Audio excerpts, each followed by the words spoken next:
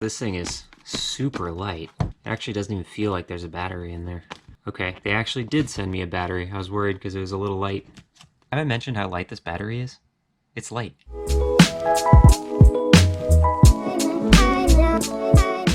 Hey everybody. So last time I left you, we put this in, but we haven't ridden on it and we didn't test to see how it feels torque-wise, how it feels, how it rides, everything like that, making sure everything's okay. So I put the panels back on and we're going to test this out, take it for a rip. But before we do, I want to put something in that I got in the mail, which has to do with this guy. This is the battery, duh. And if you know, the stock batteries on this or any other bike really are really heavy things. And I've upgraded my batteries with all my other bikes, and so I wanted to do the same with this one. So I ordered a while back a lithium-ion battery that I found on Amazon. And this should save some weight and also kind of give me some advantages in terms of cranking power and voltage and all that to make sure that it's a little bit more reliable in that sense. So since we have that, we might as well swap them out. It's a real easy process, and at the same time I'm kind of curious to see just exactly how much this weighs compared to the new one. So let's take a look at the box that I got.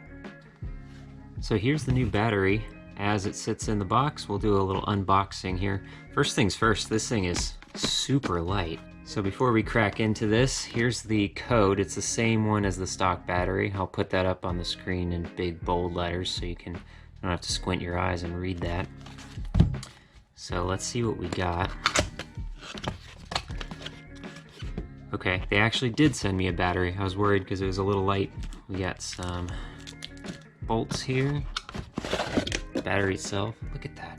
That's insane. And then a little pamphlet thingy. This is cool. Is this? Wow. Look at that. So it's got a test light on there. So it says if it's full, medium, or low. Got the positive and negative sides here. Let's actually test and see. Not that I don't trust it, but we can see for sure. Let's set that right in the middle and check the voltage for real. Yep, right about what I'd expect. 13, a little over 13. Cool, let's get into it. We're gonna put this right here, and then we're gonna take this and throw it there.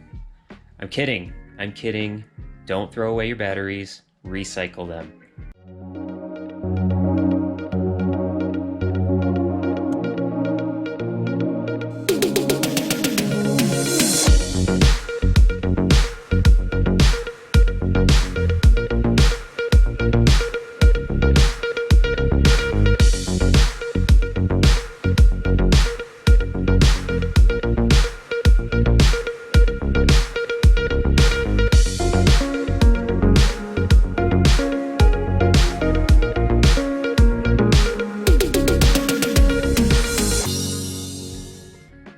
And just like that, we have a new battery. That was probably the easiest modification I have done by far. I didn't even have to speed up the video.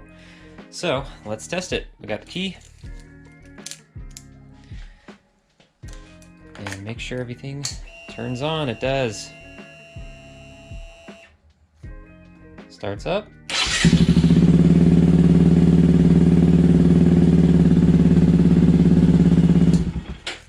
Easy peasy. All right, let's back up for a second, because I said earlier I wanted to see how much weight I'd be saving with the lithium-ion battery while swapping out this thing. And I've swapped out a few parts since I've had the bike, and I'm willing to bet that a lot of these parts shave off a lot of weight. So I wonder how much weight have I saved in total. Now the battery swap for sure saved me some weight. I didn't think I'd be pushing though a quarter of the old battery's weight. That's insane. This lithium-ion battery literally weighs nothing. It feels like air. It's crazy. So looking at all these modifications, starting with last week's intake DIY, that cut the airbox weight in half, not to mention the free weight reduction that I got from the charcoal canister, which is another half kilo almost. I also swapped out the license plate holder. That was one of my first modifications that I ever did with this bike, and that saved me almost a full kilogram, 0.8 kilograms to be specific. Unfortunately, I don't have the stock muffler anymore. I would have loved to have weighed that, and I don't want to take off the mid-pipe that I currently have just to weigh that. But I hit Google and I found some claimed exhaust system weights and the stock system weight of a full Yoshimura system.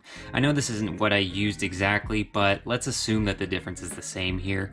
The Yoshimura seems reputable enough. I trust these numbers. Finally, I had some miscellaneous hardware from the seat strap that I took off and a shroud bolt that won't fit anymore. Yes, I'm counting this. I'm trying to make a point of how much weight I've saved, so every gram counts. So I put these numbers into a spreadsheet and converted it to pounds for us US folks, and this boils down to over 14 pounds total. So then I thought, how close am I to the grom's weight?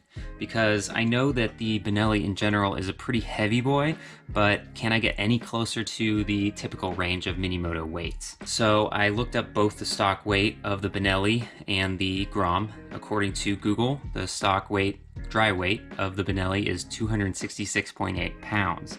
After looking up the grom's dry weight of 225, there's no way I'm going to match that without completely stripping this thing to the point where it's illegal. Now, 14 pounds doesn't seem like a lot, but that accounts for over 5% of the total weight gone. I'm going to call that a win. Alright, so enough number talk. We started the video with the DIY intake, so let's finish it with a test drive. Let's see how it actually works. Come on, people, it's Sunday morning. Where are y'all headed? Now it's a good morning. Alright, let's see how this intake feels. If there's any improvements that we can spot on the old butt dyno. Who am I kidding? I'm not going to tell the difference. I will say at least that everything feels normal. No check engine light, so that's good. That means we did everything right. It's riding the same.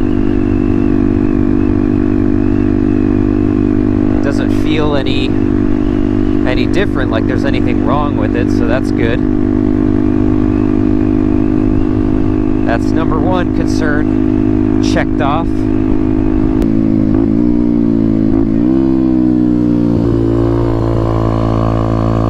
Oh, scraped it a little bit.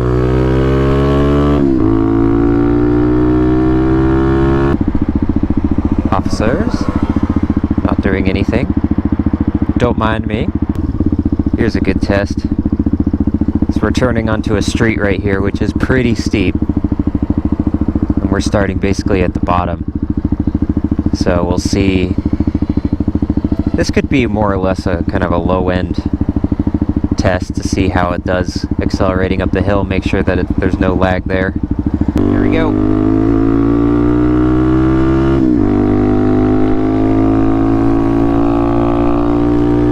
Getting a slow lane just to be safe.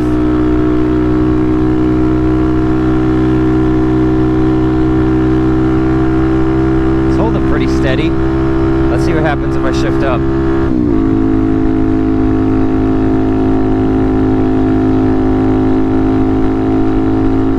I had to give it a little bit more just to maintain the RPM, but otherwise it's doing pretty well.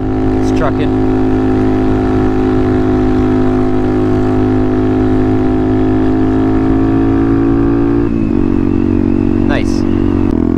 Well, overall, I think this is a success. Obviously, I don't know that much in terms of the overall performance gains, or if there were any performance gains, let's be honest.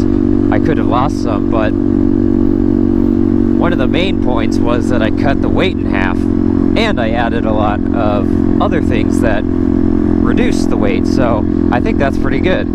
I think, quite honestly, that's probably the most significant power gains with these little bikes, because the horsepower that comes from the factory is so low that you're not going to get a lot of significant gains out of it unless you do something drastic drastic, like change the entire engine or just straight up buy a faster bike. 14 pounds, it's not a lot overall, but it's going to make a difference, I think. But yeah, the intake works flawlessly. There's no check engine light. There's nothing that feels weird to me in any part of the rev range, in any part of accelerating. All's well. And I'm glad I was able to do this as cheaply as I did. That's pretty awesome. To think that I almost would have gotten the $85 option. And that's the only one that I could find. I don't know if there's other ones out there, but 85 bucks. That's not including the filter too. So if you add in the cost of the filter, that's an extra 40 bucks.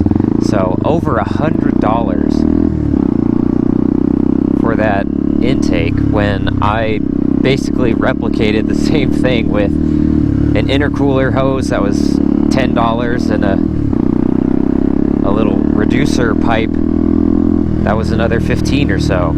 So 25 bucks, that's pretty good. I'm happy. Yeah, obviously I'll put the information for all the parts that I bought down below, so that if you have one and you kind of want to make an intake yourself on the cheap, you can.